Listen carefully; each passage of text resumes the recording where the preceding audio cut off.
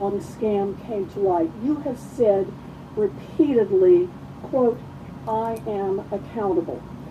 But what have you actually done to hold yourself accountable? Have you resigned as CEO or chairman of Wells Fargo? The board, I serve at Have you resigned? No, I've not. All right. Have you returned one nickel of the millions of dollars that you were paid while this scam was going on? Well, first of all, this was by 1% of our people, That's not my question. My question is about responsibility.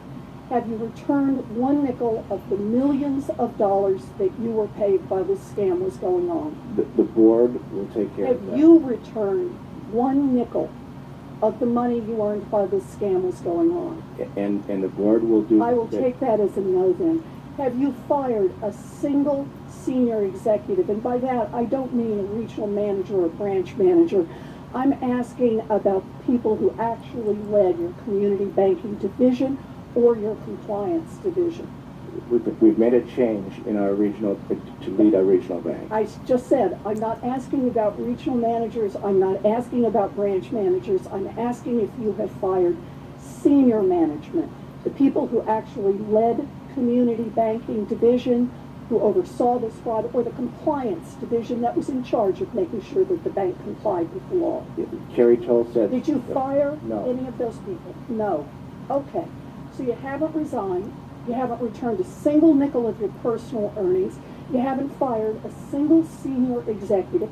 Instead, evidently, your definition of accountable is to push the blame to your low-level employees who don't have the money for a fancy PR firm to defend themselves. It's gutless leadership. In your time as chairman and CEO, Wells has been famous for cross-selling, which is pushing existing customers to open more accounts. Cross-selling is one of the main reasons that Wells has become the most valuable bank in the world. Wells measures cross-selling by the number of different accounts a customer has with Wells. Other big banks average fewer than 3 accounts per customer, but you set the target at 8 accounts.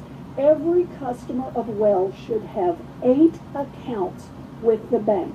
And that's not because you ran the numbers and found that the average customer needed 8 banking accounts. It is because, quote, 8 rhymes with great. This was your rationale right there in your 2010 annual report. Cross-selling isn't about helping customers get what they need. If it was, you wouldn't have to squeeze your employees so hard to make it happen. No, cross-selling is all about pumping up Wells' stock price, isn't it? No, cross-selling is shorthand for deepening relationships. We all do well. Let me stop you right there. You say no? No? Here are the transcripts of 12 quarterly earnings calls that you participated in from 2012 to 2014, the 3 full years in which we know this scam was going on. I'd like to submit them for the record, if I may, Mr. Chair. Thank you. These are calls where you personally made your pitch to investors and analysts about why Wells Fargo is a great investment. And in all 12 of these calls, you personally cited Wells Fargo's success at cross-selling retail accounts as one of the main reasons to buy more stock in the company. Let me read you a few quotes that you had.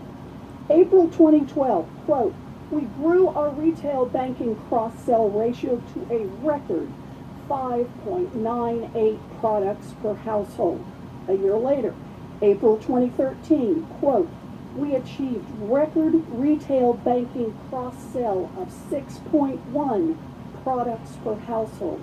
April 2014, quote, we achieved record retail banking cross-sell of 6.17 products per household.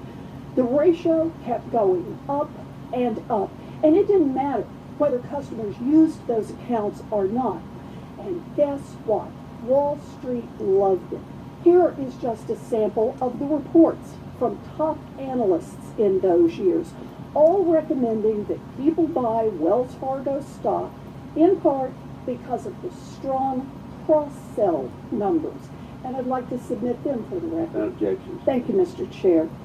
So when investors saw good cross-sell numbers, they did while this scam was going on. That was very good for you personally, wasn't it, Mr. Stumpf?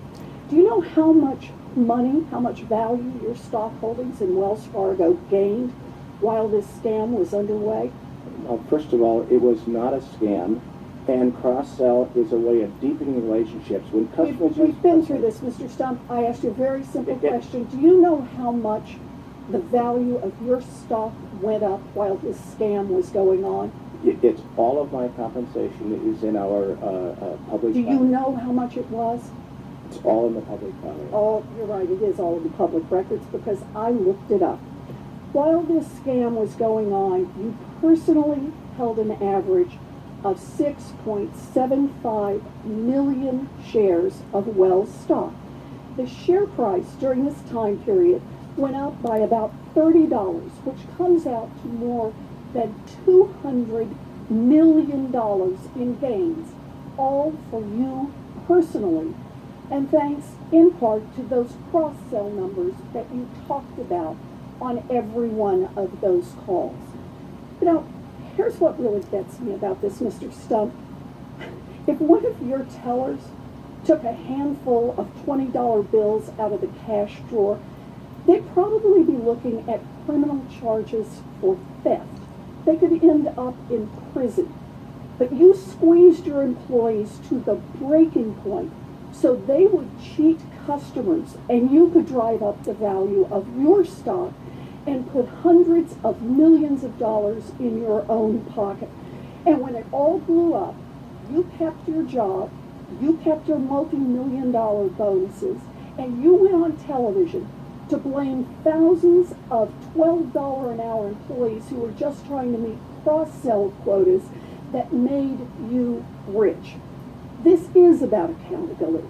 You should resign. You should give back the money that you took while this scam was going on, and you should be criminally investigated by both the Department of Justice and the Securities and Exchange Commission. You know, this just isn't right.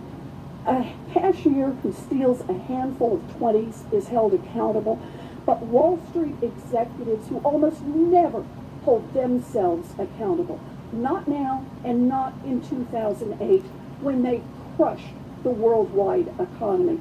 The only way that Wall Street will change is if executives face jail time when they preside over massive frauds.